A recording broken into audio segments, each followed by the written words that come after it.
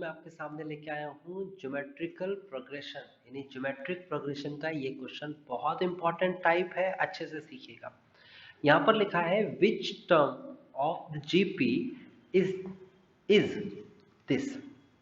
आपको यहाँ पर समझना होगा जीपी की सीरीज आपको दे रखी है ये। ओके, इसमें फर्स्ट टर्म है, कॉमन रेशो आप डिवाइड करके निकालेंगे और उसके बाद इसने कहा है विच टर्म मतलब कि आपको एन पूछा जा रहा है, आपसे पूछा जा रहा है कि एन क्या होगा, यानी कि गिनती करिए 1 2 3 4 ऐसे गिनती में, जैसे चौथे नंबर पे ये है, तीसरे नंबर पे ये है, ऐसे गिनती में ये कौन से नंबर पे होगा, यानी एन क्या होगा इसका। आपको जो दे रखा है ये लास्ट टर्म दे रखा है। ओके, तो आपसे पूछा जा रहा है कि कौन सी टर्म ये होगी, इसका मतलब आपको लास्ट टर्म ऑलरेडी दे रखा है, उस पार्टिकुलर लोकेशन पर वैल्यू दे रखी है, आपको वो लोकेशन ढूंढनी है, 1 2 3 4 गिनती में वो क्या होगा। तो विच टर्म मीन्स एन की वैल्यू पूछी जा रही है, ठीक है ना। तो इसको सॉल्व कैसे करेंगे, यहाँ पर कंफ्यूजन होती है स्टूडेंट्स को, ज्यादा याद रखना, ज्यादातर स्टूडेंट्स ये डिसाइड नहीं कर पाते कि लास्ट टर्म दे रखा है या सम ऑफ एन टर्म्स दे रखा है, ये नहीं पता लग पाता उन्हें, है ना। तो ये मैंने आपको बता दिया है कि किस तरीके से पूछा जा रहा है। ओके, नाउ आपको यहाँ पर करना क्या है, बहुत सिंपल सा काम करना है। फर्स्ट टर्म आपके सामने है √2, बिल्कुल क्लियर है ये तो सबको। उसके बाद कॉमन रेशो जो होता है उसे r से रिप्रेजेंट करते हैं और वो होता है सेकंड, यानी कि ये आपके पास 1/√2, देखो सेकंड में यही लिखा हुआ है। अगर सीरीज की बात करें तो उसमें सेकंड नंबर पे यही आता है, सेकंड टर्म बोलते हैं। Second divide by first term, यानी कि फर्स्ट टर्म मीन्स √2। अब देखो ये ऊपर वाली संख्या तो पूरी फ्रैक्शन में लिखी हुई है, लेकिन नीचे वाली संख्या फ्रैक्शन में नहीं है। याद रखना, समटाइम्स ऐसा ऊपर वाले के साथ भी हो सकता है ना। जो फ्रैक्शन में नहीं है उसे फ्रैक्शन कंप्लीट करना होता है, ये बात हमेशा याद रखना। तो जो फ्रैक्शन में नहीं है उसे फ्रैक्शन कंप्लीट करने के लिए हमें क्या करना होगा, डिवाइड में 1 लगा दो ताकि वो फ्रैक्शन में दिखे। अब आपको क्या करना है, अब आपको बाहर वाली संख्या की मल्टीप्लाई करनी है लाइक दिस, एंड अंदर वाली संख्या की मल्टीप्लाई करनी है लाइक दिस।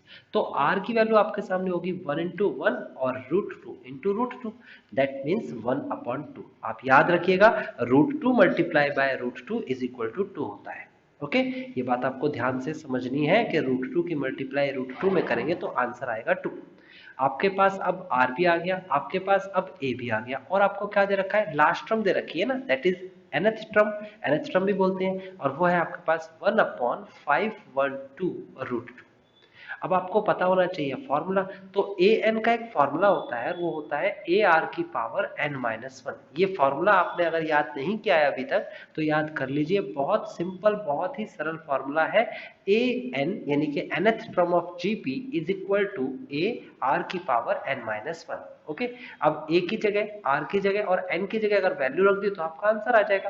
तो यहाँ पर ए एन की वैल्यू दे रखी है, ये रही, आप लिखेंगे 1/512 √2 इज इक्वल टू, इस a की वैल्यू दे रखी है, ये रही, तो आप लिखेंगे √2 bracket of, and then r की वैल्यू हमें दे रखी है, वो ये रही, आप लिखेंगे 1/2, एंड देन n की वैल्यू तो आपसे पूछी ही गई है -1।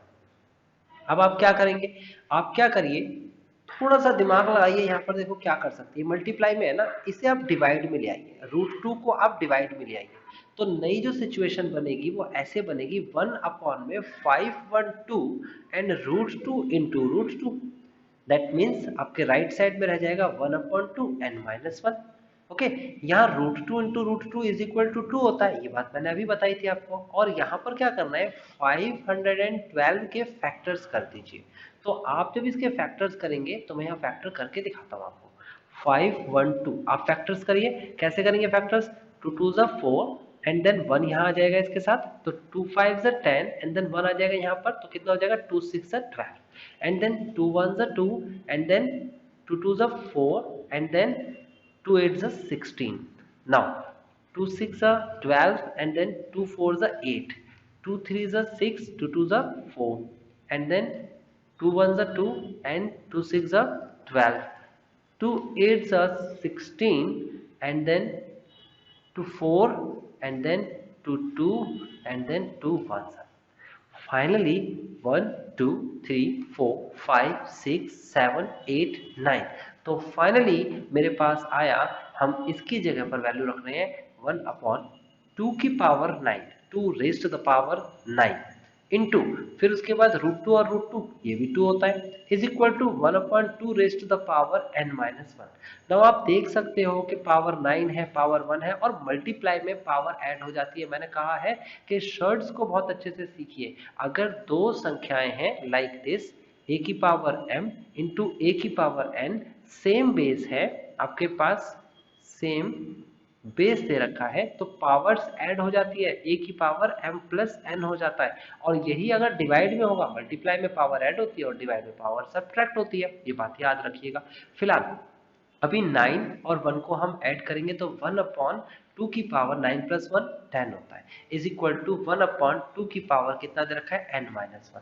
आप गौर से देखेंगे तो ये 1 लिखा हुआ है, 1 की पावर 10 हम कभी भी लिख सकते हैं, 1 की पावर कुछ भी लिखो आंसर 1 ही होता है। देख सकते हो 1 इंटू 1 इंटू 1 है ना, 1 इंटू 1 इंटू 1 सॉरी, तो ये हो जाएगा 1 इंटू 1 इंटू 1 कितना आ जाएगा, ये आपके पास 1 ही आ जाएगा। यानी कि 1 की पावर 3 किया आपने, 1 की पावर 3 तो आंसर कितना आया, 1 ही आया। 3 करो, 4 करो, 5 करो, 10 करोगे तो भी 1 ही आएगा। तो मैं अपनी मर्जी से अगर ये 1 की पावर 10 लिख रहा हूँ तो इसे लिखने का रीजन क्या है, मैं लिख सकता हूँ 1/2 की पावर होल पावर 10 लिख सकता हूँ अब इसे, क्योंकि ऊपर भी पावर 10 है नीचे भी पावर 10 है। और यहाँ पर क्या लिखा है 1/2 की पावर n-1। कंपेयर करेंगे, आप लिखेंगे बाय कंपेयरिंग, बाय कंपेयरिंग। और कंपेयर कैसे करेंगे आप देखेंगे तो बेस में ये दोनों बेस होते हैं, ये दोनों के दोनों होते हैं बेस। आपको बेस सेम दिख रहा है, अगर सेम बेस है तो आप पावर को कंपेयर कर लीजिए, क्योंकि इक्वल का निशान है ना, ये देखिए इक्वल का निशान। तो कंपैरिजन में आपको मिलेगा 10 इज इक्वल टू n-1। देखो भाई ये इक्वल है, इक्वल मीन्स जो लेफ्ट साइड में है वही राइट साइड में है। ऐसा तो जब ही हो सकता है जब वो दोनों सेम वैल्यू होंगी, तो बेस तो उनके सेम है तो पावर भी सेम होगी, तभी ऐसा पॉसिबल है। तो आप इसे क्या करेंगे आगे सॉल्व, n1 को इधर ले आएंगे लेफ्ट में, तो 10 plus 1 is equal to n and 11 is equal to n। So that's why आपसे पूछ रहा था विच टर्म, आपसे पूछ रहा था विच टर्म इज दिस, कौन से नंबर पे ये लिखा हुआ मिलेगा, तो आप कहोगे सर जी 11 नंबर पे, यानी 11वें नंबर पे गिनती करेंगे तो 11वें नंबर पे। सो 11th term is the final answer. तो कौन से नंबर पे आपको लिखा मिला, 11th टर्म पे। तो आपको समझ में आ गया क्वेश्चन में क्या पूछा जा रहा था, n की वैल्यू पूछी जा रही थी। ओके, आपने कैसे निकाली n की वैल्यू को समझ में आ गया। अब चलते हैं हम असाइनमेंट के पास। तो ये हमारे पास असाइनमेंट के क्वेश्चंस हैं, ये क्वेश्चंस आपको करने हैं। ये फर्स्ट क्वेश्चन मैं करा चुका हूँ, ठीक है, ये वाला फर्स्ट क्वेश्चन। हर किसी क्वेश्चन में यही सीक्वेंस है कि which term of the GP, यानी कि जीपी आपके सामने ये है, is 128, which term of the GP is 729, which term of the GP is 1 upon में 19683। ओके, तो ये आपको क्वेश्चन खुद से ट्राई करने हैं, बाकी के 3 आपको ट्राई करने हैं। और अगर आपसे नहीं होगा तो आप डिस्क्रिप्शन पे चले जाइए, वहां इस चारों क्वेश्चंस, चारों पार्ट के सॉल्यूशंस आपको मिल जाएंगे। Okay guys.